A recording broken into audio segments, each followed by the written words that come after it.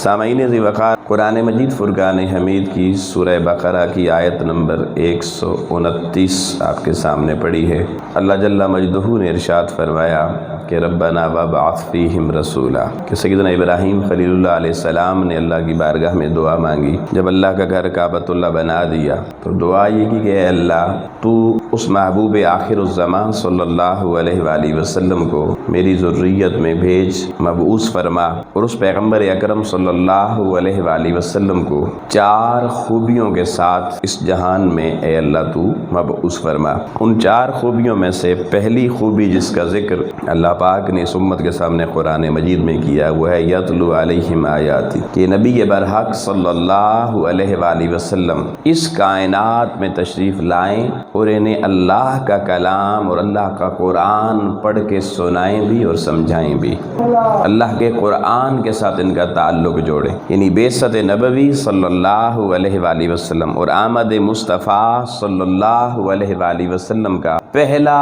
بنیادی مقصد قرآن مجید بتا رہا ہے کہ حضور علیہ السلام اس دنیا کو اللہ کا کلام قرآن سکھانے آئے، اور یہی قیامت تک آنے والے جملہ علماء، خطباء، فضلاء سب کی ذمہ داری یہ ہے کہ وہ سب سے پہلے امت کا تعلق اللہ کی کتاب قرآن کے ساتھ جوڑیں۔ قرآن کو پڑھنا، پڑھانا، سکھانا، سمجھانا یہ سب سے پہلی چیز ہے۔ اس کے بعد دوسرا فریضہ رسالت اور بعثت نبوی صلی اللہ علیہ وسلم کا مقصد بتایا گیا۔ توجہ رکھنا، اس لیے کہ بہت سی باتیں ہم عدم توجہ سے سنتے ہیں تو پھر ہمارے ذہن میں نہیں رہتی اور اس محنت کا فائدہ نہیں رہتا۔ اب دیکھیں یہ میرے سامنے ساؤنڈ لگا ہوا ہے نا، اس ساؤنڈ کو منگوانے کا ایک مقصد ہے کہ اس سے آواز اونچی ہو کر آپ تک جائے۔ اگر یہ مقصد پورا نہ کرے تو اس کو یہاں لگانے کا کوئی فائدہ ہے؟ آپ لگائیں گے، اٹھا کے کہیں گے بھئی لے جاؤ اپنا ساؤنڈ، ہمیں نہیں چاہیے۔ یہ پنکھا لگا ہوا ہے، کسی بندے سے بھی یہاں پوچھ رہے ہیں کہ یہاں پنکھوں کی کیا ضرورت ہے، کیوں لگائے ہوئے ہیں؟ تو ہر بندہ بچہ جواب دے گا کہ ان کو لگانے کا مقصد یہ ہے کہ گرمی میں یہ ہوا دیں اور گرمی سے بچائیں ہمیں۔ اب اگر گرمی جون جولائی کی زوروں پر ہو، آپ پنکھا چلائیں اور پنکھا نہ چلے، اپنے ہونے کا مقصد پورا نہ کرے، تو آپ اس پنکھے کو یہاں رہنے دیں گے؟ نہیں رہنے دیں گے۔ آپ دیکھیں ہمارا اپنا مزاج یہ ہے کہ ہم اپنی چھوٹی چھوٹی چیزوں کو جس مقصد کے لیے لیتے ہیں اگر وہ مقصد پورا نہ ہو تو ہم چیز بدل دیتے ہیں۔ آپ نے خضر حیات نقشبندی صاحب کو بلایا، یہ نعت پڑھیں گے جی۔ آپ نے کہا جی ارشد مصطفی صاحب آ جائیں جی، خطاب کریں گے۔ اب اگر وہ نعت صحیح نہیں پڑھ سکتے، میں خطاب صحیح نہیں کر سکتا، تو اب اگلے سال ہمیں تھوڑا ہی بلائیں گے؟ آپ کہیں گے جی اور بندہ سے، کہ آنے کا مقصد پورا نہیں ہوا جی ان کا۔ یہ دیکھیں میں آپ اتنے سمجھدار، اتنے عقل مند، اتنے صاحب شعور ہیں کہ اپنی زندگی میں چھوٹی چھوٹی چیزوں کا مقصد جانتے ہیں اور اس مقصد پر اسے قائم رہنا اس کی تلقین کرتے ہیں، اور اگر کوئی شے اپنے ہونے کا مقصد پورا نہ کرے ہم اس کو اپنی زندگی میں نہیں رہنے دیتے، ہٹا دیتے ہیں۔ آؤ لوگوں، میں اس چھوٹی چھوٹی مثال سے ایک بڑا سوال آپ کے سامنے رکھنے جا رہا ہوں۔ آپ ہر سال میلاد مصطفیٰ تو مناتے ہیں، آمد مصطفیٰ کے نعرے تو لگاتے ہیں، گھروں کو گلیوں کو سجاتے ہیں، بڑے بڑے نعرے لگاتے ہیں، مگر اگر کوئی بندہ آپ سے پوچھ لے کہ جس پیغمبر کا میلاد منا رہے ہو، جس پیغمبر کے آنے کی 1400 سال بعد تمہیں اتنی خوشی ہے، یہ بتاؤ وہ پیغمبر آیا کیوں تھا، ان کے آنے کا مقصد کیا تھا؟ اور وہ مقصد میں نے آپ نے دنیا کو بتانا ہے اور اس مقصد پہ چل کے دکھانا بھی ہے۔ اگر ہم اس مقصد کو جو ہمارے محبوب کے آنے کا تھا ہم سمجھ گئے اور ہم نے اس کے مطابق لوگوں اپنی زندگیاں گزارنا شروع کر دیں، جیسے ہماری زندگی میں جو چیز جس مقصد کے لیے ہم لیتے ہیں وہ مقصد پورا کرے ہم خوش ہوتے ہیں، اس کی تعریف کرتے ہیں، ہر آنے جانے والے کو بتاتے ہیں کہ میں نے یہ چیز لائی ہے، اس میں یہ کمال ہے۔ لوگوں اللہ کی عزت کی قسم، جس دن میں آپ اپنے ہونے کا مقصد سمجھ کر اور محبوب علیہ السلام کی مقصد بعثت کو امت کے سامنے اور انسانیت کے سامنے صحیح معنوں میں بیان کرنا شروع کر دیں گے، اللہ کی عزت کی قسم میرا رب بھی ہمارے بنائے جانے کے مقصد کو جب پورا ہوتا دیکھے گا رب بھی بڑا خوش ہوگا۔ وہ کہے گا بندے بنائے جس مقصد کے لیے تھے کام وہی شروع کر دیا انہوں نے۔ تو مقصد کی بات غور سے سنا کریں۔ اللہ پاک فرما رہا ہے میں نے محبوب کو بھیجا، پہلا مقصد یہ ہے کہ قرآن لوگوں کو سکھایا جائے، صرف 6 کلمے نہ یاد کیے جائیں اور دین کو صرف 6 کلموں کے اندر نہ رکھا جائے۔ یہ قرآن بنیادی طور پہ ہمارے سیکھنے کے لیے آیا ہے۔ آپ اپنے بچے کو اسکول بھیجتے ہیں، ابھی دیکھیں امتیاز بھائی کے بچے نے یہاں گفتگو کی سب کا دل خوش ہوا یا نہیں ہوا؟ سبحان اللہ۔ کہ یار بچہ جس مقصد کے لیے اللہ نے دیا وہ مقصد پورا ہوتا نظر آ رہا ہے۔ ایک مقصد ہمارا چھوٹا سا ہوتا ہے، بچے کو اسکول بھیجتے ہیں جی علم حاصل کرے، تعلیم حاصل کرے۔ اب اگر بچہ آپ پورا سال فیس بھی دیں، اسکول بھی بھیجیں وقت پہ، یونیفارم بھی پہنائیں، اور سال بعد کتاب کھول کے اس سے پہلا لفظ لکھا ہوا پوچھیں بھئی یہ لفظ پڑھو، وہ لفظ تو پڑھ لے، انگریزی کا لکھا ہوا لفظ ہے مثلا اے فار ایپل، آپ اس سے پوچھیں بھئی یہ ایپل کا معنی کیا، مجھے تو نہیں پتا، اور وہ بچہ کہے جی تو انہوں نہیں پتا تو میں نے بھی نہیں پتا، تو کیا خیال ہے آپ اس اسکول میں بچے کو پڑھائیں گے؟ اگلے سال بھی کہیں گے جان دو جی، نہیں نہ بھیجیں گے، اسکول تبدیل کر دیں گے۔ کیوں؟ کیونکہ اسکول بچے کو جس مقصد کے لیے بھیجا تھا وہ مقصد پورا نہیں ہوا۔ اور لوگوں اللہ نے محبوب علیہ السلام کو بھیجا اس امت کو قرآن سکھانے کے لیے، اور آقا علیہ الصلوۃ والسلام حجۃ الوداع کے موقع پر 1.25 لاکھ صحابہ کے سامنے کھڑے ہو گئے۔ آپ نے کہا صحابہ اللہ کی بارگاہ میں مجھے بتاؤ حاضر ہو کر کہ میں محمد جس مقصد کے لیے آیا تھا میں نے تمہیں وہ مقصد سکھا دیا یا نہیں؟ 1.25 لاکھ صحابہ نے گواہی دی یا رسول اللہ آپ نے اللہ کے دین کو جس چیز کو سکھانے کے لیے اب تشریف لائے تھے وہ ہم گواہی دیتے ہیں کہ آپ نے وہ مقصد پورا کر دیا ہے۔ آؤ اللہ کے محبوب نے بات یہاں ختم نہیں کی، آپ نے فرمایا صحابہ پھر اللہ کی بارگاہ میں گواہ رہنا، تم 1.25 لاکھ نے گواہی دی ہے کہ میں محمد جس مقصد کے لیے دنیا میں آیا تھا میں نے وہ مقصد پورا کر دیا ہے۔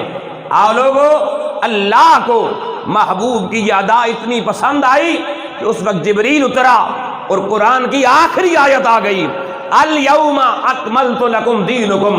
اللہ نے کہا لوگوں سن لو، آج میں نے محمد مصطفیٰ کو جس مقصد کے لیے بھیجا تھا میرے محبوب کے صحابہ نے گواہی دے دی ہے، 2 نہیں 1.25 لاکھ گواہیاں آ چکی ہیں، میں نے جس دین کو بھیجا تھا آج وہ دین بھی میں نے مکمل کر دیا ہے، وہ دین بھی مکمل کر دیا۔ فاتممت علیکم نعمتی، اور اللہ نے تم پر آج اپنی نعمتوں کی انتہا کر دی۔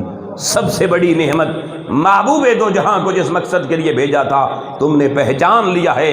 وَرَضِيتُ لَكُمُ الْإِسْلَامَ دِينًا، اور محمد مصطفیٰ نے جتنا دین تمہیں بتا دیا ہے یہی دین کامل دین ہے، مکمل دین ہے، اور اس دین کے معاملے میں اللہ تم سے راضی ہو گیا ہے۔ اب یہاں توجہ رکھنا، پہلا مقصد بعثت نبوی قرآن پڑھنا، پڑھانا، سیکھنا، سکھانا۔ اب اس پر محبوب علیہ السلام نے جب قرآن مجید کی آیت نازل ہوئی نا، اس وقت آقا علیہ السلام نے صحابہ کرام کو اکٹھا کیا، صحابہ جمع ہو گئے۔ امام الانبیاء علیہ السلام نے فرمایا صحابیوں سنو، خیرکم من تعلم القرآن وعلمہ، تم میں سے، سارے صحابہ کا بڑا مقام ہے مگر حضور کہہ رہے ہیں تم میں سے سب سے بہتر وہ ہے جو قرآن سیکھے اور قرآن سکھائے۔ اب میں ساری زندگی آپ کو مسجد میں آتے ہو گئی، محفلیں کرتے ہو گئی، یہاں کسی بندے کو اٹھا کے کہوں الحمدللہ رب العالمین کا معنی کیا ہے، وہ کہ جی میں نے نہیں پتا۔ قل هو اللہ احد کا مطلب کیا ہے، کیا کہتے ہو اللہ کو نماز میں کھڑے ہو گئے، وہ کہ جی مجھے تو نہیں پتا۔ اگر کسی بندے کو التحیات للہ والصلوات والطیبات، کیا مطلب ہے، کیا اللہ سے بات کرتے ہو، وہ کہ جی میں نے تو نہیں پتا۔ یار 70 سال عمر ہو گئی، یہ نہیں پتا اللہ نو نماز گلاں کی کرتے ہیں۔ تواڈے گھر کوئی بندہ آ جائے پشتو سپیکنگ ہوئے، وہ آ کے جناب کہے دچا سر علی دلغواڑی، وہ پشتو بولنا شروع کر دے، آپ کو اس کو کتنی دیر برداشت کریں گے؟ آپ اس کی بات سننا گوارا کریں گے؟ کیوں؟ تو آپ کہیں گے سانو سمجھ ہی نہیں آنی کوئی۔ آپ اس بندے کے ساتھ بیٹھنا گوارا نہیں کرتے، اس کے ساتھ آپ کا دل نہیں لگتا جس کی بات آپ کو سمجھ نہ آئے۔ آؤ لوگوں آج اس امت کا دل قرآن کے ساتھ بھی اسی لیے نہیں لگتا، زیادہ دیر تلاوت بھاری پڑ جاتی ہے، تراویح میں جو مولوی لمبا قرآن پڑھے وہ اچھا نہیں لگتا، نماز میں جو تلاوت لمبی کرے وہ اچھا نہیں لگتا۔ ہمیں بھاری کیوں لگتا ہے؟ وجہ یہ ہے ہمیں اللہ کا قرآن سمجھ نہیں آ رہا، ہم نے سیکھا ہی نہیں، اور ہماری پوری زندگی کے پروگرام میں کہیں قرآن سیکھنا، بولیے جی ہے؟ قرآن سیکھنے والا کوئی پروگرام نہیں ہے، باقی ساری چیزیں سیکھنی ہیں، قرآن چھڈو جی بھی کوئی ضروری چیز ہے۔ تو اللہ کے نبی دنیا میں آئے، پہلا کام اللہ نے بتایا قرآن سکھانے، سمجھانے، پڑھانے کے لیے۔ آج کی محفل ختم ہو جائے گی، اب گھر چلے جائیں گے، کچھ لمحوں کے لیے آج کی رات تنہائی میں بیٹھنا اور سوچنا کہ آنے والے نے کچھ کہا تھا۔ قرآن کی سورہ بقرہ شروع کی آیت ہے، شروع کی صورت ہے، 129 نمبر آیت نکال لینا، یہ نہ کہیں کہ پتہ نہیں یہ ہے بھی یا نہیں، پڑھ لینا، اور اپنے آپ سے سوال کرنا کہ ہم نے رب کی کتنی مانی ہے، ہم نے اپنے محبوب کے آنے کے مقصد کو کتنا سمجھا اور پورا کیا۔ مزے کی بات یہ ہے کہ اگر ان سب لوگوں کو قرآن سمجھ میں آتا ہوتا پھر اس مسجد میں میلاد ہو رہا ہوتا، اللہ کی عزت کی قسم تمہارے کلیجے نکل کے منہ کو آ رہے ہوتے حضور کی محبت میں، تمہیں ٹھنڈ پڑ رہی ہوتی، تمہارے دماغ میں کوئی باہر کا خیال نہ آ رہا ہوتا، تمہاری شکلوں پہ 12 نہ بجے ہوتے، تم محبت مصطفیٰ کے ٹھاٹھے مارتے ہوئے سمندر میں موجزن ہوتے، اللہ کی محبوب کی رحمتیں بڑھ کے تمہیں استقبال کر کے سینے سے لگا رہی ہوتی، پھر تم یہ نہ کہتے رات کو سوئے تھے دیدار ہوا تھا۔ ارے جلال الدین سیوطی کو اللہ کا قرآن سمجھ میں آیا، انہوں نے اللہ کی مخلوق کو قرآن سمجھایا۔ جلال الدین سیوطی فرماتے ہیں اللہ کی عزت کی قسم زندگی میں 73 لمحے ایسے آئے کہ میں طلبہ کو قرآن پڑھا رہا تھا، مصطفیٰ مجھے دیدار کرا رہے تھے۔ یہ پہلا مقصد بعثت مصطفیٰ ہے۔ دوسرا مقصد قرآن مجید نے بتایا وَيُعَلِّمُهُمُ الْكِتَابَ، پھر مڑ کسی کتاب کی تعلیم، الکتاب، یہ نہیں کہا میتھمیٹکس، یہ نہیں کہا سائنس، یہ نہیں کہا انگریزی، وہ بھی منع نہیں کیا، مگر اللہ نے حکم نہیں دیا۔ منع کسی کتاب کے پڑھنے سے نہیں کیا، لیکن ایک کتاب کے پڑھنے کا حکم دیا۔ جس کتاب کے علم کو حاصل کرنے کا حکم اللہ نے دیا وہ ہماری زندگی کے پروگرام میں نہیں ہے۔ باقی ساری کتابیں بچوں کو پڑھاتے ہیں، انگریزی بھی پڑھنی ہے، اردو بھی پڑھنی ہے، مطالعہ پاکستان بھی پڑھنا ہے، میتھ بھی پڑھنی ہے، سائنس بھی پڑھنی ہے، فزکس بھی پڑھنی ہے، کیمسٹری بھی پڑھنی ہے، بایولوجی بھی پڑھنی ہے، سارا پڑھتے ہیں نا، اسٹیٹ بھی پڑھنی ہے، اکنامکس بھی پڑھنی ہے۔ پوچھیں قرآن کا علم وہ جی بس ناظرہ پڑھ لیتا ہے کافی ہے۔ آپ کو میتھمیٹکس ریاضی کا مضمون ہے، حساب کا مضمون ہے، آپ کو 1 2 یاد کر لیں، 1 2 3 4 5 50 60 80 100 یہ ساری گنتی آتی ہو، مگر آپ کو جمع تفریق نہ آتی ہو، کوئی فائدہ ہے؟ آپ حساب کتاب کر سکتے ہیں؟ زندگی گزر سکتی ہے؟ مشکل ہو جائے گی نا۔ آپ ایک میتھ کا علم صرف ناظرہ پڑھنے سے 1 2 3 4 آپ کا گزارا نہیں ہے، تو قرآن ناظرہ پڑھنے سے گزارا کیسے کر رہے ہیں؟ اس ریاضی کو اتنا ضروری آپ نے سمجھا کہ اس میں آپ کو جمع تفریق تقسیم ضرب آتی ہو، پڑھے شاڑے آتے ہو اس کو، تو قرآن مجید میں اللہ نے کوئی جمع تفریق تقسیم سکھائی ہے نا، وہ نہیں آتی ہو تو کوئی گل نہیں۔ تو دیکھیے پہلی بات کہی اے میرے محبوب یہ قرآن ان کو پڑھانا ہے، دوسری بات کہی اس قرآن کو سکھانا ہے۔ 2 باتیں سمجھ میں آ گئی جی؟ نہیں لگتا میری آواز ہی نہیں آئی جی، آپ کا ساؤنڈ چل رہا ہے جی؟ لیکن میں نے ان بندوں سے پوچھا کسی نے مانگے تو سارے تل تکنے شروع ہو گئے۔ بھائی پہلا مقصد ہے، پھر میں بتا رہا ہوں، ربنا وابعث فیہم رسولا یتلو علیہم آیاتی، سب سے پہلے اللہ کے قرآن کی آیتیں ان کو تلاوت کر کے یہ طریقہ سکھانا ہے کہ تلاوت کیسے کرنی ہے۔ تو پہلی چیز قرآن پڑھنا ہو گیا نا۔ پھر فرمایا وَيُعَلِّمُهُمُ الْكِتَابَ، پھر یہی الکتاب جو قرآن ہے اس کی تعلیم دینی ہے، اس کو سمجھانا ہے۔ تو سب سے پہلے ہم نے سیکھنا ہے قرآن پڑھنا، اور دوسری چیز سیکھنی ہے قرآن سمجھنا۔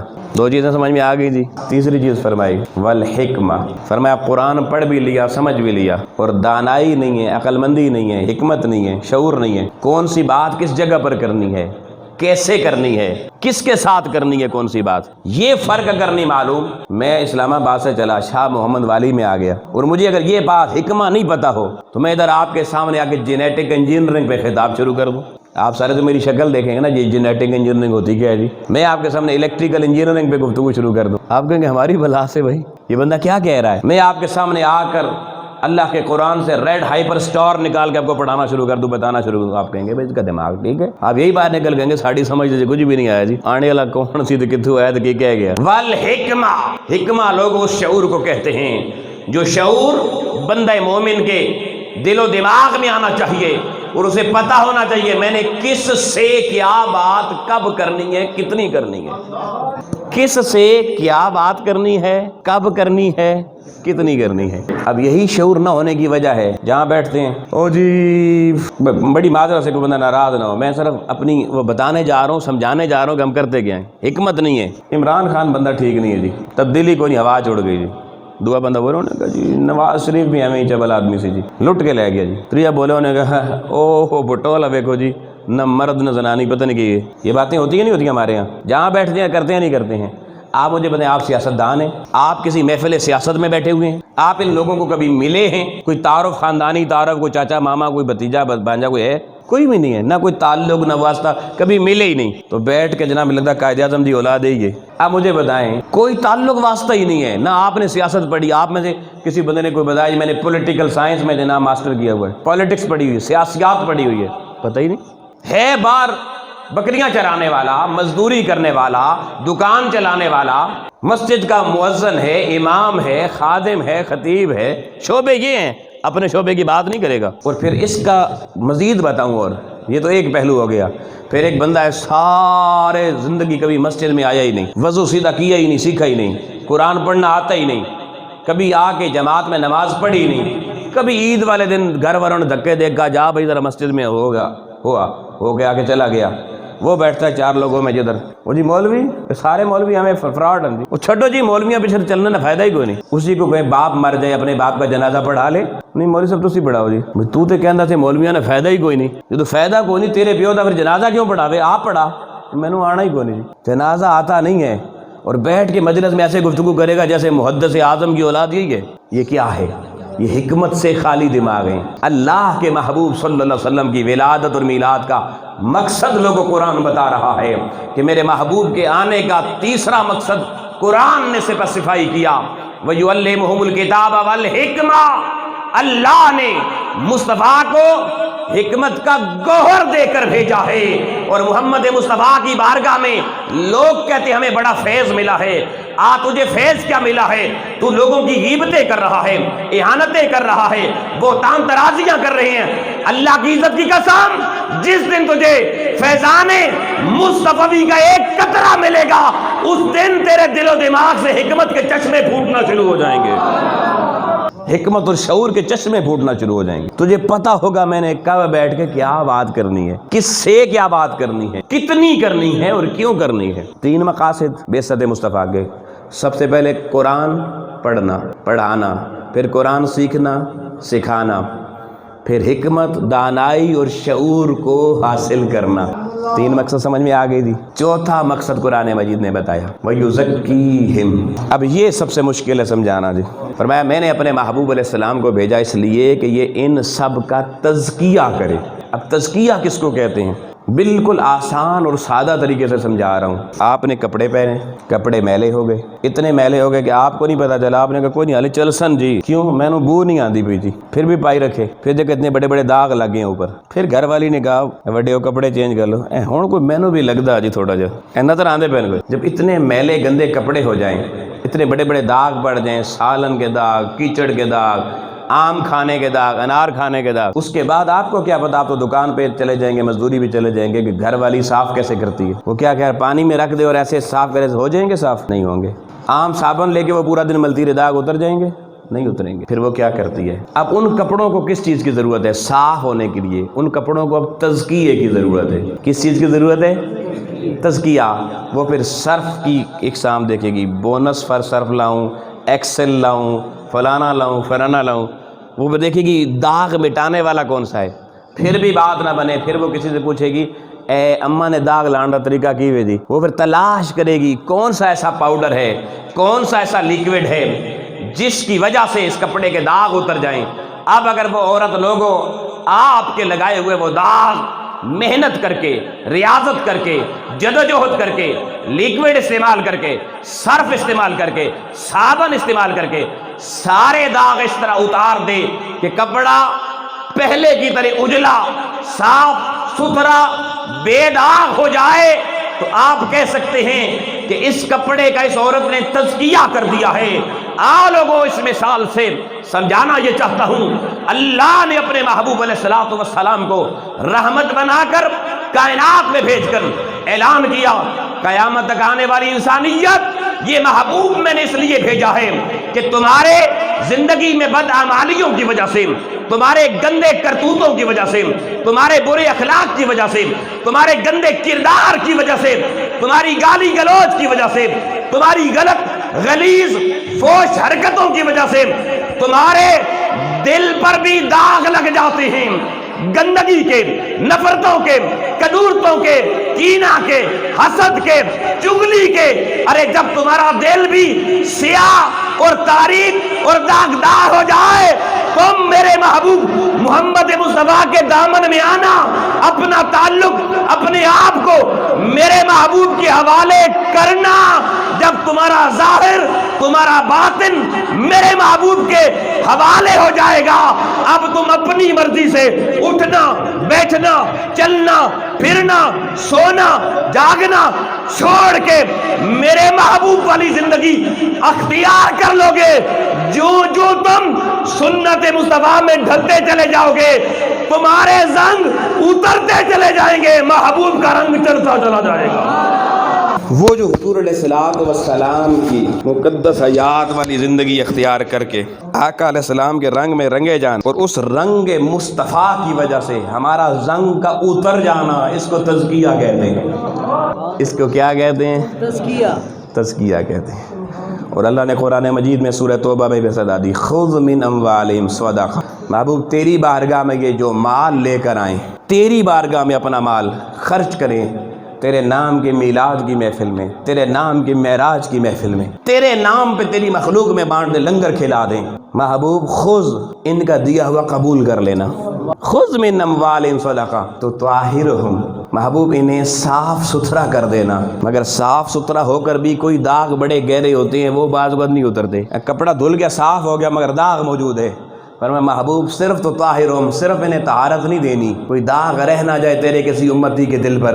व तुज़क्कीहिम, इनका तज़किया भी करना, इनका तज़किया भी। महबूब जब तज़किया हो जाए, कहीं ऐसा ना क़यामत को मैं नामा अमाल खोलूँ फिर लिखा हो जवानी में गुनाह करता रहा। वसल्ली अलैहिम, महबूब अब हाथ उठा के इनके गुनाहों की बख्शिश की दुआ भी करना। इन्ना सलातका सकनुल लहुम। लोगों में कुरान का ये जुमला जब पढ़ता हूँ मेरा दिल खुशी से रोता है। आओ अपनी किस्मत पे नाज करो ये जुमला कुरान का सुनकर। अल्लाह ने महबूब ऐसे ही नहीं दिया, उस महबूब को अल्लाह ने मकाम क्या दिया, कमाल क्या दिया, और उस आका अलैहिस्सलाम ने उम्मत से ताल्लुक क्या बनाया। कुरान कह रहा है महबूबा ये तेरी बारगाह में कुछ भी पेश करें, इनका जैसा भी ये कबूल कर लेना, और कबूल करने के बाद इनको पाक करना। पाक होने के बाद महबूबा इनकी ज़िंदगी पे कोई दाग ना रह जाए, तो ज़कीम इनका तज़किया भी करना, सुथरा कर देना। और फिर महबूब इनकी पिछली ज़िंदगी में भी इनके दामन पे कोई दाग ना रहे। वसल्ली अलैहिम, इनके लिए दुआ भी करना। और सिर्फ महबूब सिर्फ दुआ तू करे इन्हें ना पता हो, ऐसा भी ना हो। महबूब इन उम्मतियों को पता हो कि जिस आका की बारगाह में हम हाजिर होते हैं, जिसका मीलाद मनाते हैं, वो हुजूर जानते हैं, वो हुजूर देखते हैं, उन हुजूर तक हमारा दिया हुआ पहुंचता है। और महबूब जब तेरी दुआ होगी तो मैं इस तेरी उम्मत को खुशखबरी सुना रहा हूँ। आप लोगों कुरान का बड़ा आला जुमला दे रहा हूँ। कुरान कहता है, अल्लाह कहता है इन्ना सलातका सकनुल लहुम, हबीब तेरे हाथ इनके लिए उठते हैं, इनके दिलों में ठंड पड़ जाती है, इनके दिलों में ठंड पड़। इन्ना सलातका, महबूब जो तेरी दुआ होती है ना, सकनुल लहुम, उससे इनके दिलों में तस्कीन का सामान मिल जाता है। तो आका अलैहिस्सलाम को अल्लाह पाक ने उम्मत का तज़किया करने के लिए भेजा। ये 4 मक़ासिद बेसत नबवी है। दोस्तों मैं यहाँ गुफ्तगू रोक के सिर्फ चंद बुनियादी बातें आपकी खिदमत में अर्ज़ करना चाहता हूँ। अब मैंने हवाला दिया कि आका अलैहिस्सलाम ने हज्जतुल विदा पे आखिरी खुतबा दिया और सहाबा किराम से पूछा क्या मैंने अपने आने का मकसद पूरा कर दिया है, अल्लाह का पैगाम तुम तक पहुँचा दिया है? सब ने कहा या रसूलुल्लाह पहुँचा दिया। आपने कहा फिर गवाह रहना। आप लोगों को बड़ी तवज्जो तलब ये बात है। लोग या दुनिया में बड़े बड़ों की मिसाल देते हैं, कहते हैं न्यूटन बड़ा साइंसदान था जी, उसने ये जो कुव्वत और खींचने का निज़ाम है इसके कानून दिया। लेकिन फिर कहते हैं जी बस ये न्यूटन की ज़िंदगी ने वफा नहीं की, मर गया। जिंदा रहता तो थोड़ा और कम भी कर जावे। पता चला न्यूटन की ज़िंदगी अधूरी रही। आपके यहाँ कोई पीर साहब, कोई बड़े साहब, कोई वजीर साहब, अच्छे आदमी हो, भले आदमी हो, ज़माना तारीफ़ करता है, फोत हो जाते हैं, लोग कहते हैं ज़िंदगी ने वफा नहीं की। कि ज़िंदगी का वफा ना करना क्या माना रखता है कि अभी और रहते और अपने होने का मकसद पूरा करते। पता चला अपनी ज़िंदगी का मकसद पूरा नहीं करके गए, अधूरे चले गए। लोगों सारी कायनात में जिस शख्स को डिस्कस करें, बड़ा डॉक्टर हो, साइंसदान हो, इंजीनियर हो, सियासतदान हो या कोई मजहबी शख्सियत हो, सब यही कहते हैं हालांकि उसकी बड़ी ज़रूरत थी। कहते हैं ना अभी उसकी बड़ी ज़रूरत थी। पता चला लोगों दुनिया में कोई शख्स भी कामिल होके नहीं गुजरा, अधूरा होके गुजरा है। मगर आओ लोगों सारी कायनात की उफक के चेहरे पर एक शख्सियत ऐसी है जिसने 1.25 लाख को सामने खड़े करके कहा वो क्या मैंने अपने होने का मकसद पूरा कर दिया। 1.25 लाख ने हाथ उठा के गवाही दी, आका कर दिया है।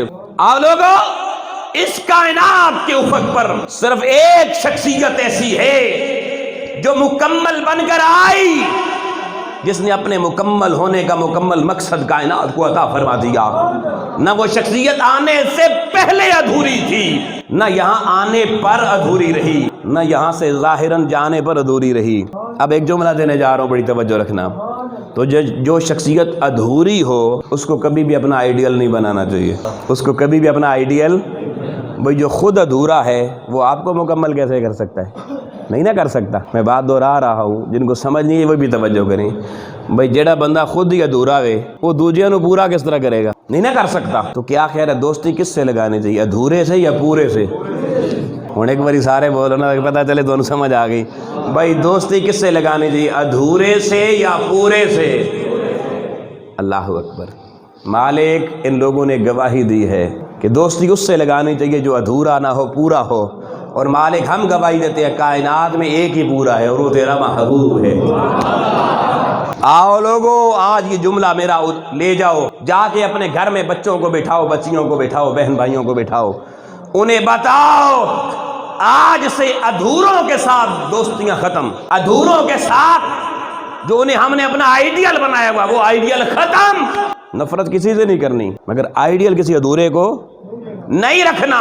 آج کے بعد سمجھ آ گئی ہے ساری کائنات میں، ارے پورا اور کامل ایک ہی ہے اور وہ اللہ نے ہمیں اپنا محبوب عطا فرمایا ہے۔ تو آج کے بعد ہمارا آئیڈیل فقط محمد مصطفیٰ کی ذات ہوگی، ہمارا آئیڈیل فقط آقا کی ذات ہوگی۔ آقا سے کامل پیار کر کے دیکھو، حضور سے کامل تعلق بنا کے دیکھو، اللہ کی عزت کی قسم حضور ادھورے نہیں پورے ہیں۔ اور جو پورا بننا چاہتا ہے میرے محبوب کے ساتھ جڑ جائے وہ بھی پورا ہو جائے۔ ہمارے تو معاشرے کو آج تک یہی نہیں پتا آئیڈیل کیا ہونا چاہیے۔ جس بچے سے پوچھو آئیڈیل کون ہے، وہ انڈیا کے کسی اداکار کا نام لیتا ہے، کسی ڈرامے والے کا نام لیتا ہے۔ ہم تو ادھورے بھی نہ رہے یار، زیرو سے بھی نیچے گر گئے۔ تو قرآن کے پیغام کے بعد پہلی بات یہ بتائی، آج کے بعد اپنی زندگی میں چلتے پھرتے اٹھتے بیٹھتے جہاں کسی کو بتانا ہو نا یار فلانے سے تعلق بناؤ، تو باقی سارے تعلقات کے پیغام بعد میں، سب سے پہلا پیغام یہ کہ تعلق بنانا ہے تو محبوب خدا سے بناؤ، حضور سے تعلق بناؤ۔ اور حضور سے تعلق بنتا کیسے؟ سوال آ جائے گا نا، بھائی تعلق کیسے بنائیں؟ تو حضور سے تعلق بنانے کا آسان ترین طریقہ یہ ہے کہ جو مسجد میں علماء تمہارے موجود ہوتے ہیں نا، ہر مسجد میں روزانہ مسجد میں آتا بھی ہے بندہ، چلے کوئی ایک ٹائم آتا ہے، کوئی دو ٹائم، کوئی پورے ٹائم، اللہ سب کو پورے ٹائم آنے کی توفیق دے۔ اس میں بھی ہم ادھورے اسی لیے ہیں۔ تو یار نماز پڑھنے کے بعد نا اے مسجد دے مولویوں بھی پتہ چلے ساڑی بھی کوئی ضرورت انہوں ہے۔ روزانہ اگر صرف آپ اتنا مولوی صاحب کو کہہ دیں، مولوی صاحب اسی چاہتے ہیں ساڑی زندگی اس طریقے دے مطابق گزرے جیڑا طریقہ رسول پاک نے دسیا ہے، سانو روزانہ ایک طریقہ دسیا کرو، ایک طریقہ 5 نماز آئیں دس دیو۔ اگر آپ ایک طریقہ روزانہ یاد کرتے جائیں اور اس پر عمل کرتے چلے جائیں تو سال میں نماز کی چھٹی تو نہیں ہوتی نا، 365 پورے دن آنا پڑتا ہے، اور 365 دنوں میں 365 طریقے حضور کے آپ کے گھر میں چلے جائیں گے۔ اور حضور علیہ السلام کے ساتھ تو اگر 313 بھی ہوں، 313 بھی ہوں اور مقابلے میں 1000 بھی ہوں تو 313 بھاری ہوتے ہیں، فتح 313 کی ہوتی ہے۔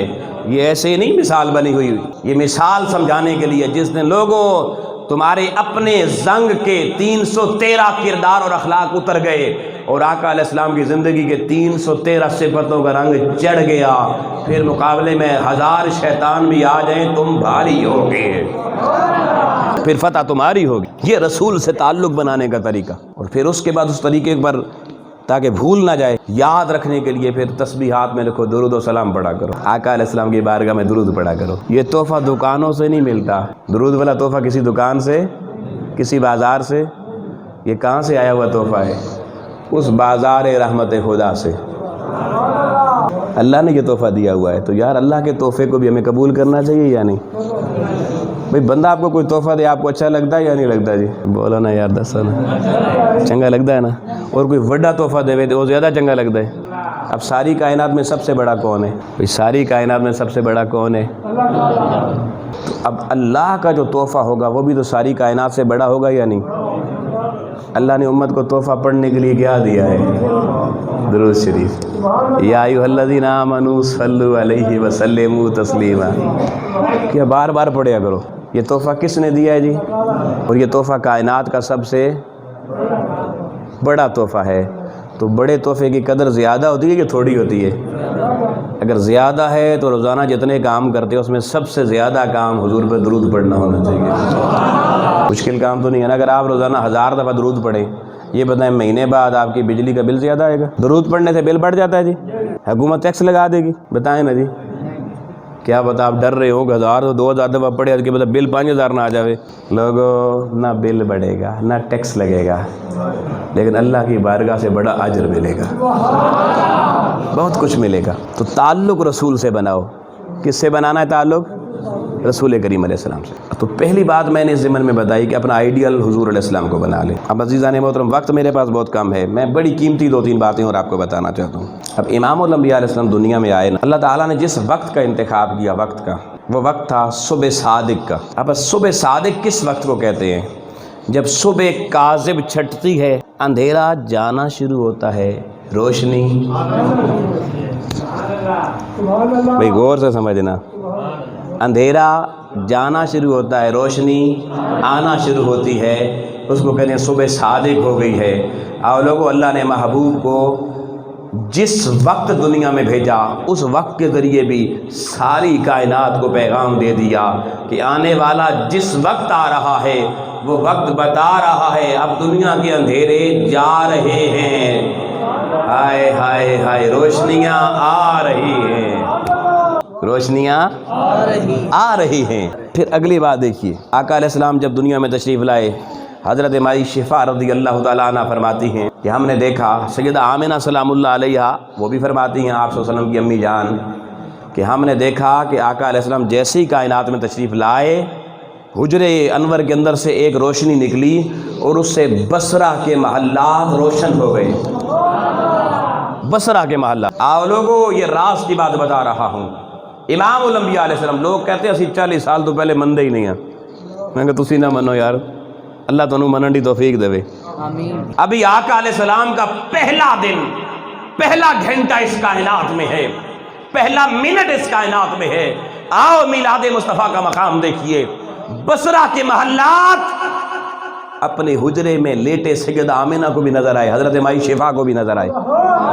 یا اللہ، آج میں چلا جاؤں مکے کے وادی میں، آقا علیہ السلام کا جہاں مسکن ولادت ہے اس کے سامنے کھڑا ہو جاؤں، مجھے تو شام نظر نہیں آتا، آگے پہاڑ نظر آتے ہیں. تو سیدہ آمنہ سلام اللہ علیہ اور حضرت مائی شفا رضی اللہ تعالیٰ عنہ کو بصرہ کے محل کیسے نظر آئے؟ کہا اس کو نہ دیکھو، کیونکہ ہم نے جو بھیجا ہے نا وہ کون ہے؟ شاہداً و مبشراً و نذیراً و داعیاً الی اللہ بإذنہ و سراجاً منیرا. ہم نے ایسا بھیجا جو صرف خود روشن اور چمکتا نہیں ہے، جس پہ نظر ڈالتا ہے اس کی آنکھیں بھی روشن کر دیتا ہے، اس کو بھی دکھا دیتا ہے. اور آؤ لوگوں، ولادت مصطفیٰ کے وقت باری تعالیٰ نے کائنات عالم کے سامنے یہ اعلان کر دیا کہ یہ جو میں نے محبوب بھیجا ہے، اور اس کی والدہ نے گواہی دی ہے. شام کے محلات اس لیے نظر آئے کہ والدہ نے دنیا میں رہ کر وہ فتوحات آقا کی دیکھنی نہیں تھی، اللہ نے پیدائش کے وقت دکھا دی. آمنہ تو بھی اپنے مقدر پہ ناز کر، میں نے تیری گود میں جو محبوب عطا فرمایا ہے، محبوب کی 63 سالہ حیات میں جہاں تک تجھے روشنی نظر آ رہی ہے، وہاں تک اس محبوب کی حکومت قائم ہو جائے گی. حضور کی حکومت ریاست مدینہ کی جہاں تک جانی تھی، وہ لمحے سیدہ آمنہ کو آقا کی ولادت کے وقت ہی اللہ نے دکھا دی. پھر حضرت آمنہ فرماتی ہیں ایک منظر اور دیکھا جی. وہ منظر کیا تھا کہ کیسر و کسرا کے جو محل تھے ایران میں، یہ ایران ہمارے پڑوس میں ہے، اس محل کے 14 کنگرے مینارے ٹوٹ کے گر گئے. کتنے جی؟ 14. آؤ لوگوں، میں 40 سال والے محبوب کو کیسے ایکسپلین کر سکتا ہوں؟ میں تو ابھی سیدہ آمنہ کی گود میں آئے ہیں اس وقت کا مقام بتا رہا ہوں. اس مقام کو سمجھو کہ 14 مینارے کسرا کے محل کے ٹوٹ کر زمین بھی آ گرے. اس امر میں اس طرف اشارہ تھا کہ میلاد والے آقا کا منصب کتنا اونچا ہے کہ حضور علیہ السلام کی ظاہری 63 سالہ حیات بعد میں مکمل ہوئی. 14 سلاطین فارس کے تاج حضور کے قدموں میں پہلے گر چکے تھے. وہاں 14 مینارے گرے، وہ اعلان کر رہے تھے، اے روم کی فارس کی سلطنت سن لو، آج وہ نبی برحق کائنات میں آ گیا ہے کہ تم 63 سالہ حیات میں دیکھو گے تمہارے 14 میناروں نے اس کے حضور جھک کے سلامی پیش کی ہے۔ یہ سلامی صرف پتھروں کی نہیں، تمہارے 14 بادشاہ بھی اپنے تاج محمد مصطفیٰ کے قدموں میں رکھ دیں گے۔ پھر ایک اور بڑی پتے کی بات بتاؤ، آقا علیہ السلام دنیا میں تشریف لائے، والد محترم کا وصال پہلے ہو گیا، محبوب خدا ہے اور یتیمی کے عالم میں کیوں آئے جی؟ بڑی توجہ طلب یہ نکتہ ہے۔ حضور علیہ السلام دنیا میں تشریف لائے، حضرت عبداللہ رضی اللہ عنہ وصال فرما چکے ہیں، کیوں؟ یہ راز بھی سمجھنے والا ہے۔ آپ لوگوں اگر ابا جی زندہ ہوتے، حضور کی انگلی پکڑ کے مدینے میں چلتے، مکے میں چلتے، آقا علیہ السلام کو دنیا کی کشتیاں سکھاتے، لوگوں سے بات کرنا سکھاتے، دنیا کے بازاروں میں سودے کرنے سکھاتے، آج دنیا کہتی اللہ نے تو محبوب کو کچھ نہیں دیا، کہتے اب رکھ مہربانی فرمائی سی۔ حضور کے کمالات کا رخ آج دنیا والد کی طرف کر دیتی، محبوب خدا کی ذات پہ انگلیاں اٹھاتی کہ اللہ نے حضور کو کچھ نہیں دیا ہوا، سب کچھ اللہ خود ہمیں دینے والا ہے، حضور کیا دے سکتے ہیں؟ جو مقام مصطفیٰ ہے اس کے لیے دنیا کہتی یہ کمال تو باپ کا تھا، اللہ کی غیرت نے گوارا نہ کیا کہ محبوب میرا ہو اور اس کے کمالات میں کسی باپ کا نام آئے۔ کہا کوئی بات نہیں عبداللہ، تیری پیشانی میں نور مصطفیٰ چمک چکا، تو میری بارگاہ میں آ جا، یتیمی کی حالت میں عبداللہ تیرے بیٹے کو پال کے دنیا کو دکھاؤں گا کہ محمد مصطفیٰ میں جتنے کمالات ہیں اس میں دنیا کا کوئی حصہ نہیں، یہ سارے خدا کی عطا کیے ہوئے ہیں، یہ کمالات اللہ نے خود عطا فرمائے۔ تو والد کے دنیا سے جانے میں بھی حکمت۔ پھر لوگوں وقت نہیں، میں بات مختصر کروں۔ حضرت حلیمہ سعدیہ آ گئی لینے کے لیے، واقعہ آپ نے سارا سن رکھا ہے، میں صرف اس میں ایک نکتہ بتاؤں گا۔ اپنے شوہر کے ساتھ بی بی حلیمہ سعدیہ رضی اللہ عنہ مکہ شہر میں داخل ہوئی، پتہ چلا جی دائیاں بچے تو لے گئی ہیں، ایک در یتیم رہ گیا ہے۔ بی بی بڑی پریشان ہوئی کہ بچے دائیاں اس لیے لے کے جاتی تھی بنو سعد کی دائیاں کہ اس سے انہیں مزدوری ملتی تھی، ان کا گھر بار چلتا تھا، میں یتیم کو لے کے جائیں گے تو ملے گا کیا؟ حلیمہ سعدیہ اپنے شوہر سے کہنے لگی چلو یتیم سے دیکھ تو لیتے ہیں نا، ہے کیسا، ہے کیسا؟ چلو چلے جاتے ہیں جی۔ جب آقا علیہ الصلوۃ والسلام کے صحن میں پہنچے نا تو دائی حلیمہ فرماتی ہیں میں نے دیکھا کہ بچے کے اوپر چادر دی ہوئی ہے، حضور علیہ السلام کے پورے وجود پر چادر پڑی ہوئی ہے۔ مائی حلیمہ فرماتی ہیں میں آگے بڑھی، میں نے رخ مصطفیٰ سے چادر ہٹائی، اماں حلیمہ کہتی ہے سویا ہوا محبوب خدا ہے مگر ایسے آنکھ کھولی اور مجھے دیکھ کے مسکرا پڑے۔ کہتے ہیں وہ مسکراہٹ ایسی مقناطیسی مسکراہٹ تھی، حلیمہ سعدیہ کہتی ہے مجھ سے رہا نہ گیا، میں نے ہاتھ آگے کیے اور اس معصوم کو اٹھا کے اپنے سینے سے لگا لیا، اس کی مسکراہٹ میرے دل میں اتر گئی۔ میں نے اپنے شوہر سے کہا میرے شوہر بچے تو میں نے زندگی میں بڑے بڑے دیکھے ہیں مگر اتنا معصوم کبھی مجھے دیکھ کے مسکراتا نہیں دیکھا، اس کی مسکراہٹ اتنی دل آویز ہے، اس کو اپنے گھر لے چلتے ہیں، اور کچھ ملے نہ ملے یہ مسکراہٹیں تو ملیں گی نا۔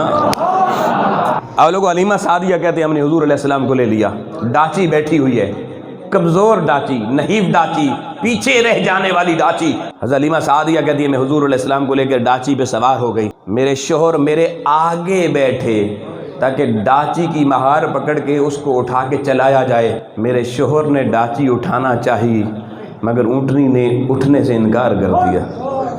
ہم حیران ہو گئے، پہلے تو چلتی نہیں تھی اب اٹھتی نہیں ہے۔ کہتے ہیں میرے شوہر نے کہا میں اس کا بندوبست کرتا ہوں، وہ ایک سٹک لے کر نا لاٹھی لے کر نیچے اترے، ابھی سٹک ماری نہیں، لاٹھی پہ ان کی اس اونٹنی کی طرف چلی نہیں کہ دیکھا اونٹنی اٹھ کے کھڑی ہو گئی۔ میرے شوہر نے کہا عجیب ڈاچی ہے بھائی، میں بیٹھا ہوا تو اوپر تو اٹھی نہیں، میں نیچے اترا اس کا بندوبست کروں تو یہ کھڑی ہو گئی۔ انہوں نے کہا اچھا کوئی بات نہیں، پھر بٹھایا انہوں نے ڈاچی کو، ڈاچی بیٹھ گئی، اور حلیمہ سعدیہ کے شوہر پھر حضرت حلیمہ سعدیہ کے آگے اونٹنی پر پھر سوار ہوئے، پھر بیٹھے، بیٹھ کے پھر اس کی نکیل کھینچی اٹھنے کے لیے، مہار کھینچی لیکن ڈاچی نے کہا اٹھنا نہیں۔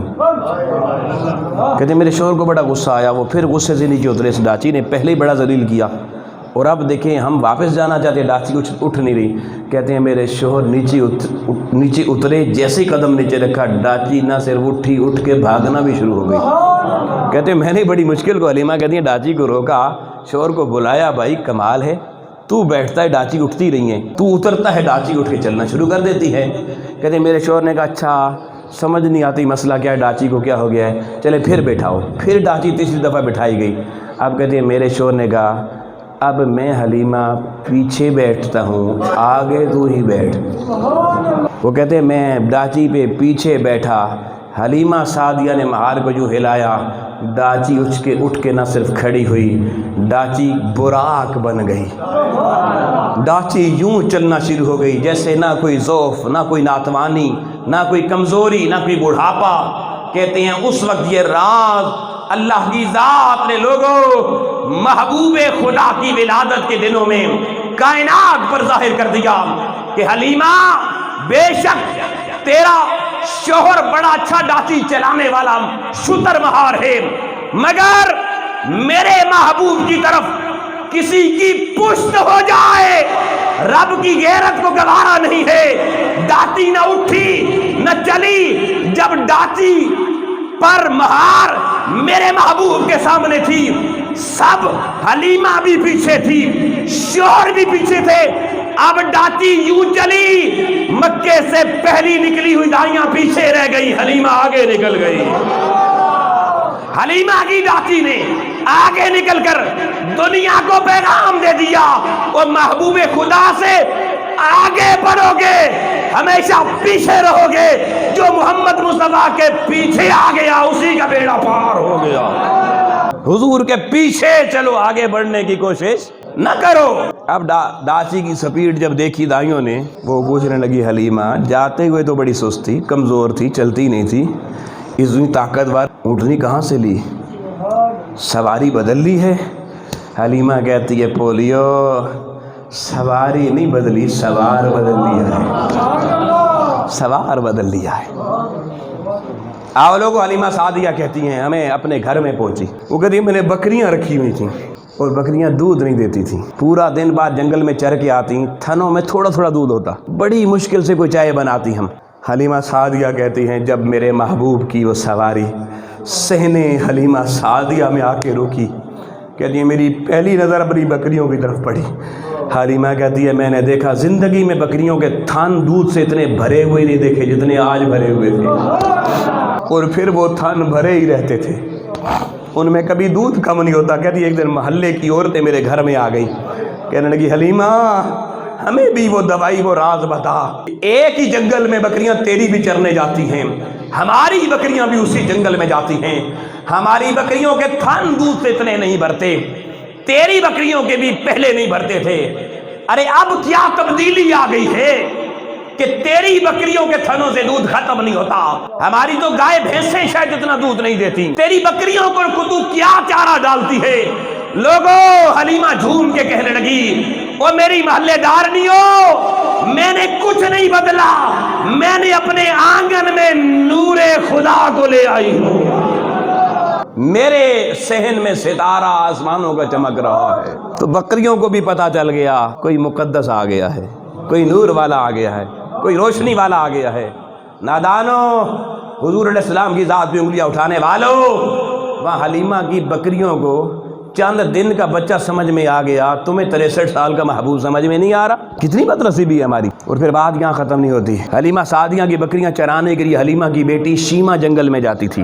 شیمہ، حضرت شیمہ رضی اللہ تعالیٰ عنہ، ایک دن بیٹی بگڑ گئی، کہنے لگی ماں میں نہیں بکریاں چران جاواں گی، آج کوئی اور نو بکریاں چرانا سے بھیج۔ ماں کہنے لگی بیٹا میں بوڑھی ہوں، تیرا ابا بھی بوڑھا ہے، ہم میں سے کون بکریاں چرانے جا سکتا ہے، بکریاں تو تجھے چرانی پڑیں گی۔ حضرت شیمہ نے لوگوں بکریاں چرانے کے لیے ایک شرط رکھ دی، وہ نے کہا اماں آج تیری بیٹی بکریاں چرانے تب جائے گی جب تو میرے رضائی چھوٹے بھائی محمد مصطفیٰ کو میرے ساتھ بھیجے گی۔ آؤ لوگوں، بات بڑی سننے والی ہے۔ حلیمہ سعدیہ کہنے لگی بیٹی تیرا دماغ تو ٹھیک ہے، تو جنگل میں بکریاں سنبھالے گی یا اس بچے کو سنبھالے گی؟ ایک تو بکریاں تو سے پہلے کہتی ہے سنبھالے نہیں جاتی، اوپر سے بچہ بھی لے کے جاتی ہے۔ لوگوں، شیمہ کی آنکھیں چھلک پڑی۔ حلیمہ قریب کی بیٹی روتی کیوں ہے؟ کہا اماں تجھے سمجھ نہیں آئی، تجھے سمجھ نہیں آئی میں کیوں بھائی کو لے کے جانا چاہتی ہوں، شیمہ پھر مجھے سمجھا دینا۔ آؤ لوگوں، حضرت شیمہ کا جواب سننا۔ وہ کہتی اماں ایک دن پہلے تو کہیں چلی گئی تھی، مجھے بکریوں کے ساتھ جانا تھا، میں بھیا کو ساتھ لے گئی تھی۔ اماں زندگی میں بکریاں چرانے کا مزہ تو اسی دن آیا تھا۔ اماں باہر بڑی گرمی ہوتی ہے، بڑی تنازت ہوتی ہے، بڑی دھوپ ہوتی ہے، تیری بیٹی بکریوں کے پیچھے بھاگ بھاگ کے تھک جاتی ہے، سورج کی چلچلاتی دھوپ میں جل جاتی ہے حلیمہ، مگر اماں جس دن میں بھیا کو لے کے جنگل میں بکریاں چرانے گئی تھی، اس دن 3 واقعات ایسے پیش آئے جو تیری بیٹی نے کبھی پہلے نہیں دیکھے تھے۔ بیٹا بتا وہ کیا واقعات تھے؟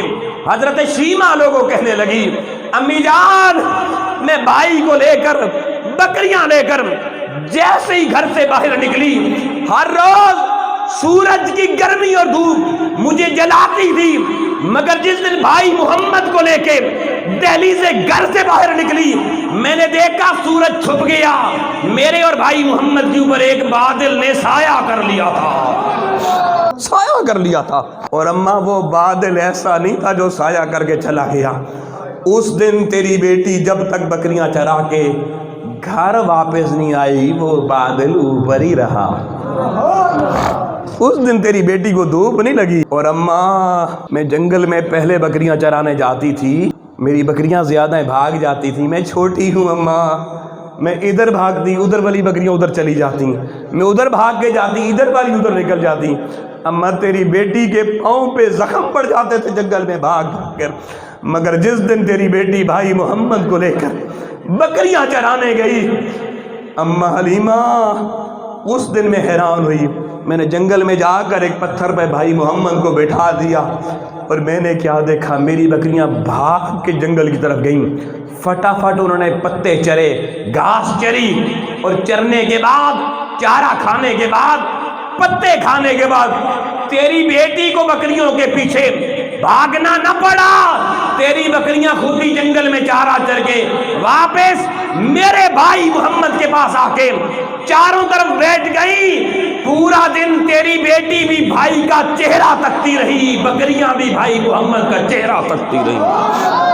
اور تیسرا واقعہ اماں یہ ہوا کہ جب میں نے بھائی کو جنگل میں بٹھایا، ہمارے علاقے کا ایک بڑا راہب فقیر درویش وہ ادھر سے گزرا، اس نے میرے بھائی کو دیکھا، مجھ سے پوچھا شیمہ یہ تیرا بھائی ہے؟ میں نے کہا میرا بھائی ہے۔ تو اماں وہ اتنا بڑا راہب اتنا بڑا فقیر درویش تھا، وہ میرے بھائی کے پاؤں چومنے شروع ہو گیا، کبھی ہاتھ چومتا، کبھی پاؤں چومتا، کبھی صدقے واری جاتا، اور پھر مجھے کہنے لگا شیمہ اپنے مقدروں پہ ناز کر، یہ جو جس کو تو بھائی کہہ رہی ہے یہ کوئی عام بندہ نہیں، یہ تو مسیح کائنات ہے، ساری کائنات اس سے روشنی پائے گی۔ آؤ لوگو، یہ میں محبوب کی ان دنوں کی باتیں بتا رہا ہوں جب بچے نہ بولتے ہیں نہ بچے آپ کی ہیلپ کرتے ہیں، بالکل بچپن کا زمانہ ہے۔ میں پوچھتا ہوں لوگو، اگر میرے محبوب کے بچپن کا یہ عالم ہے تو جوانی کا عالم کیا ہوگا؟ جوان ہو گئے میرے محبوب، اعلان نبوت کر دیا، یہودی آ گئے، اے نبوت کا دعویٰ کرنے والے ہم اپنا عالم لائیں گے، مناظرہ کریں گے۔ آقا نے فرمایا لے آؤ، ہو گئے یہودی عالم عبداللہ بن سلام کو لے آئے اور اسے بڑا پڑھا کے لائے، عبداللہ بن سلام تو نے یہ سوال کرنا، یہ سوال کرنا، یہ سوال کرنا۔ آؤ لوگو، مقام مصطفیٰ کو سمجھو اور اپنے بچوں کو کبھی یہ کہانیاں سنایا کرو۔ آپ کے بچے آج کل ٹارزن کی کہانیاں پڑھ رہے ہیں، کارٹون دیکھ رہے ہیں، انہیں معلوم نہیں کس نبی کی ہم امت ہے۔ یہودیوں کا عالم لوگو عبداللہ بن سلام آقا علیہ السلام کی مجلس میں آ گیا، مناظرہ کرنے کے لیے، بحث مباحثہ کرنے کے لیے، سوال پوچھنے کے لیے آقا علیہ السلام کے سامنے آیا۔ لوگ عبداللہ بن سلام کی نگاہ جب چہرہ والضحیٰ پر پڑی، آنے والا مناظرہ بھول گیا، آنے والا گفتگو بھول گیا۔ اس نے کہا سونیا جیڑا کلمہ ابو بکر عمر نو پڑھایا ذرا مینوں بھی پڑھا دے۔ ہائے ہائے ہائے، لوگوں کلمہ پڑھ کے مسلمان ہو گیا۔ یہودیوں نے کہا عبداللہ بن سلام تو نے ہماری ناک کٹوا دی ہے، ہم تجھے لائے تھے محمد مصطفیٰ سے مقابلہ کرنے کے لیے، تو آ کر ان کا دین قبول کر گیا ہے، تیرے اوپر اس نے جادو کر دیا ہے۔ لوگوں حضرت عبداللہ بن سلام رضی اللہ تعالیٰ عنہ کا جواب سنیے، وہ کہنے لگے یہودیوں مجھے نادان ہونے کا تانا نہ دینا، آؤ دیکھو تو صحیح، کیا تم نے اس محبوب خدا کا چہرہ نہیں دیکھا؟ اللہ کی عزت کی قسم یہ چہرہ کسی جھوٹ جھوٹے کا نہیں سچے کا ہی ہو سکتا ہے۔ یہ میرے محبوب کی جوانی کا حسن ہے جی۔ لیکن آؤ میرے بزرگ بھی بیٹھے ہیں۔ پھر آقا علیہ الصلوۃ والسلام مدینہ طیبہ آ گئے، مسجد نبوی میں مجلس رسول لگنا شروع ہو گئی۔ ایک بزرگ آدمی ہے، بزرگ آدمی حضور کا کلمہ پڑھ گیا، امتی بن گئے۔ وہ روزانہ مجلس رسول میں آتے، ایک کونے میں بیٹھ جاتے، یوں ٹک ٹکی باندھ کے حضور کو تکتے رہتے۔ باقی صحابہ کوئی سوال کرتا، کوئی بات پوچھتا، کوئی تعبیر پوچھتا، حضور درس دیتے، واز کرتے، بات چیت ہوتی۔ مگر وہ بزرگ صحابی کوئی نہ سوال کرتا نہ کوئی بات کرتا، چپ کر کے یوں دیکھتا رہتا۔ جب مجلس رسول ختم ہوتی وہ اٹھتے، صحابی واپس گھر چلے جاتے۔ عرصہ گزر گیا بھائی، بڑی توجہ طلب بات۔ ایک عرصے بعد ایک دن امام الانبیاء علیہ السلام نے بابا جی سے کہا، بابا جی بزرگ میرے صحابی یہ باقی سارے آتے ہیں، پوچھتے ہیں، مسائل ڈسکس کرتے ہیں، آج تک کبھی آپ نے کوئی بات نہیں کی، خاموش رہتے ہیں، اس ادھر تکتے رہتے ہیں، خیر تو ہے نا؟ جڑا بندہ چپ رہا ویسے بھی کہنے ہیں خیر دے ہے نا جی۔ حضور نے پوچھا خیریت تو ہے نا؟ اب یہ راز امت تک پہنچانا تھا۔ لوگوں جب اس صحابی بزرگ صحابی سے میرے محبوب نے پوچھا، اتنے عرصے سے آ رہے ہو، بیٹھتے میری مجلس میں ہو، کوئی بات نہیں کرتے، چپ کر کے اٹھ کے چلے جاتے ہو۔ اس صحابی کی آنکھیں چھلک پڑی، وہ کہنے لگے سونیا، جب آپ کو بندہ تک لے پھر بھی کوئی پوچھنے کی ضرورت رہتی ہے؟ حضور میں تو روزانہ گھر سے غسل کر کے نیت کر کے زیارت کی آ کے بیٹھتا ہوں، سونیا میرے تو نصیب چمک اٹھے ہیں کہ میں آپ کی مجلس میں بیٹھ کے آپ کو تکتا رہتا ہوں، مجھے ہر چیز کا جواب آپ کو تکنے میں مل جاتا ہے۔ میری زندگی کا مقصد فقط آپ کو تکنا، آپ کو تکنا اور آپ کو تکنا ہی ہے۔ آؤ لوگو، بزرگ صحابی نے جب اپنے من کا مدعا امام الانبیاء علیہ السلام کے سامنے پیش کیا، اس وقت صحابہ کبار کی مجلس میں میرے محبوب نے اعلان کیا، فرمایا سنا المرء مع من حب الی، بندہ جس سے دنیا میں محبت کر کے جس کو تکتا رہے گا، قیامت کو اللہ اسے اسی کے ساتھ اٹھائے گا۔ وہ صحابی بے ساختہ ہنس پڑے، انہوں نے کہا اے اللہ کے رسول، اللہ کی عزت کی قسم آج تک آپ کا کلام سنتا رہا، آپ کو تکتا رہا، مگر آج یہ بات سن کے جتنی خوشی مجھے ہوئی ہے اس خوشی کا بیان ہو ہی نہیں سکتا کہ سونیا اتھے بھی تو آنو تک دے ساں، اتھے بھی تو آنو دیکھیں گے۔ یہ آقا کا صرف چہرہ تکنے کا اجر دیکھیے، جس نے فقط میرے حضور کا چہرہ دیکھا اللہ قیامت کو بھی اسے چہرہ محبوب دکھائے گا۔ بس لوگوں گفتگو ختم کر رہا ہوں، آخری بات صرف کرنا چاہتا ہوں، ہماری محبت، ہمارا تعلق کتنا ہے مجھے اس کو ایکسپلین کرنے کی ضرورت نہیں، سوچئے گا ضرور، مگر جن کا تعلق حضور کی ذات سے بن جاتا ہے نا، ان کی محبت کیسے ہوتی ہے، ان کی انداز کیا ہوتے ہیں۔ صرف ایک مثال اس پہ دے کے بات ختم کر دوں گا۔ امام الانبیاء علیہ السلام نے ایک شب اعلان کیا مدینہ طیبہ میں، کل صبح فلاں محاذ پہ جہاد کے لیے میں نے لشکر تیار کرنا ہے، تو مدینے کے خواتین سے گزارش ہے کہ وہ اپنے اپنے شوہروں کو، بھائیوں کو، والدین کو، بچوں کو تیار کریں، ان کو رات کو خدمت کریں، ان کو پٹیاں شٹیاں کو باندھ دیں، پہلے والا کوئی زخم ہے، کوئی چار چر پیچھے کسی کو دینا ہے تو وہ دے لیں، کل صبح آگے اپنا اپنا نام لکھوائیں اور میرے قافلے میں شامل ہو کے لشکر اسلام کے لیے اپنے آپ کو پیش کریں۔ یہ اعلان حضور علیہ السلام کی طرف سے کر دیا گیا۔ رات ہو گئی، لوگوں ہر گھر میں خواتین اسلام کوئی اپنے شوہر کو تیار کر رہی ہے، صبح میرا شوہر حضور کے ساتھ جہاد کرنے جائے گا، کوئی بیٹی اپنے باپ کی خدمت کر رہی ہے، صبح میرے ابو جی حضور علیہ السلام کے ساتھ جہاد کرنے جائیں گے، کوئی بہن اپنے بھائی کی خدمت کر رہی ہے کہ میرا بھائی صبح حضور کی مجلس میں جائے گا اور حضور کے ساتھ لشکر کے ساتھ جنگ لڑنے جائے گا۔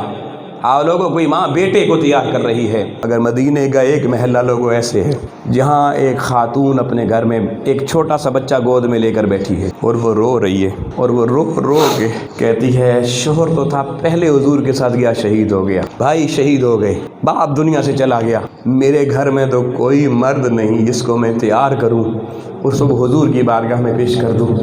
وہ عورت کبھی اپنے حرم کو اور اپنے صحن کو تکتی اور کبھی پھر اپنے دل کی طرف دیکھ کے روتی، کاش میرے گھر میں بھی کوئی جوان ہوتا، میں آج کی شب اسے تیار کرتی اور صبح وہ نصرت دین رسول کے لیے میدان عمل میں جاتا۔ لوگوں ساری رات وہ عورت تڑپتی رہی، وہ سو نہ سکی، وہ مچلتی رہی۔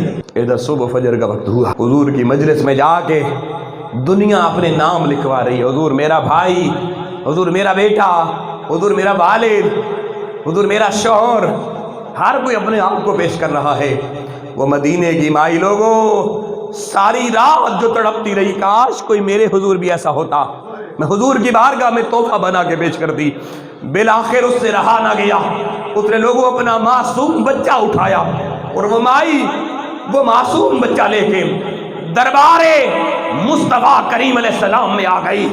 حضور کا دربار لگا ہوا ہے، لوگ آ جا رہے ہیں، لوگوں وہ بی بی امام الانبیاء کے سامنے آئی اور اس نے اپنا معصوم بچہ آقا کی جھولی میں پھینک کر کہنے لگی حضور میں ساری رات روئی ہوں، میرے پاس کوئی نہیں تھا جو آپ کے لیے پیش کر سکتی، حضور میری گود میں تو کھیلنے والا فقط یہ معصوم ہے، حضور اسی تحفے کو قبول کر کے جنگ میں ساتھ لے جائیں۔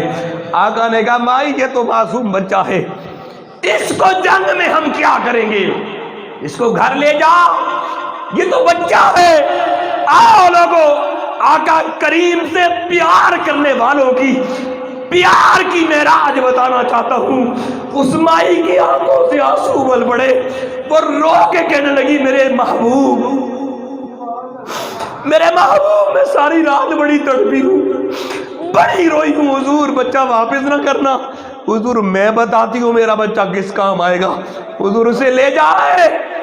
میدان جنگ میں کوئی صحابی ایسا ہوگا دشمن کی تلوار کا وار روکنے کے لیے جس کے ہاتھ میں ڈھال نہیں ہوگی، حضور جس صحابی کے ہاتھ میں ڈھال نہ ہو میرا بچہ اسے پکڑا دینا، دشمن کا وار آئے گا میرے بچے کو وہ صحابی ڈھال کے طور پر آگے کر دے گا، ڈھال بن کر میرا بچہ حضور آپ کی عزت میں کٹ جائے گا، میں سمجھوں گی میرا ایمان بچ گیا ہے۔ یہ جذبہ تھا اس ریاست مدینہ کی میری بہنوں ماؤں کا۔ لوگوں جس معاشرے میں ایسی غیرت مند مائیں بہنیں بیٹیاں موجود ہوں، پھر وہاں لشکر اسلام کبھی مار نہیں کھایا کرتے، کبھی شکست نہیں کھایا کرتے، پھر وہ قوم دنیا کے افق پہ کبھی لوگوں کے سامنے بھیک نہیں مانگا کرتی۔ ہم نے تو کیا سیکھا ہے، ہم نے تو حضور کے نام پہ بھی دیتے ہیں نا تو یوں کر کے دیتے ہیں۔ آؤ میرے یہ آخری جملے ہیں، یوں کر کے کوئی حضور کے نام پہ کسی کو دینا ہو نا تب یوں، ہمارا ہاتھ یوں ہوتا ہے اور لینے والے کا یوں ہوتا ہے، جو حضور کے نام پہ لے رہا ہے اس کا ہاتھ کیسے ہے، اور ایسے ہاتھ کس کا ہوتا ہے، مانگنے والے کا، پکاری کا۔ آؤ لوگوں، سیدنا صدیق اکبر رضی اللہ عنہ نے جب حضور علیہ السلام کی بارگاہ میں ایک دن رو کے کہنے لگے سونیا میں سارا مال آپ کو دینا چاہتا ہوں مگر سونیا میں یوں کر کے نہیں دے سکتا۔ صدیق کی غیرت یہ گوارا نہیں کرتی کہ محبوب آپ کو کہوں اور یوں کر کے دوں، سونیا میرا سارا مال آپ کا ہے، آپ اپنی مرضی سے جیسے چاہے استعمال کیا کریں۔ ہمارا تو پیار بھی ایسا، ہم تو یوں کر کے کرتے۔ آؤ لوگوں، میرے استاد یہ مکرم حضور شیخ الاسلام ڈاکٹر محمد طاہر القادری مدد اللہ العالی، آپ کا یہ پیغام آپ تک پہنچا رہا ہوں۔ شاہ محمد والی کے رہنے والے غیرت مند مسلمانوں، آج وقت ہے اپنی نسلوں کو کفر کے نظام ثقافت سے بچانے کے لیے، اپنی نسلوں کو یہود و نصارہ کے کارٹونوں سے بچانے کے لیے اور اپنی نسلوں کا ایمان محفوظ کرنے کے لیے انہیں آؤ سیرت محمدی اور محمد مصطفیٰ کی محبت کے درس دینا شروع کرو۔ اور اگر آپ یہ سمجھتے ہیں یہ ہمارے لیے مشکل کام ہے تو منہاج القرآن آپ کو یہ سارا کچھ حضور کی محبت کا تحفہ اپنی طرف سے پیش کرتی ہے۔ آپ اس منہاج القرآن کی چھتری میں آئے، اس مشن کے ساتھ جڑے، اس کے رفیق بنے۔ آج اگر بھائی امتیاز طاہر کو اللہ نے حبیب خدا کی محبت کے ڈنکے بجانے کا موقع اس تحریک کے دامن میں دیا ہے، آپ نے ان کے بچے کی گفتگو سنی، اللہ کی عزت کی قسم آپ بھی آ جائیں، کل آپ کے بچے بھی یوں ہی حضور کی محبت کے فلسفے بیان کریں گے۔ اللہ کریم کی بارگاہ میں دعا ہے، مالک و مولا ہمیں آقا حضور نبی کریم علیہ السلام کی محبت کی چوکھٹ پہ قبول فرما۔ شاہ محمد والی کے یہ میرے اللہ غیرت مند غیور مسلمان بھائی ہیں، ان کا جینا مرنا حضور علیہ السلام کے لیے قبول فرما، ان کی نسلوں میں عشاقان و غلامان مصطفیٰ کی کثرت پیدا فرما۔ وآخر دعوانا الحمدللہ رب العالمین۔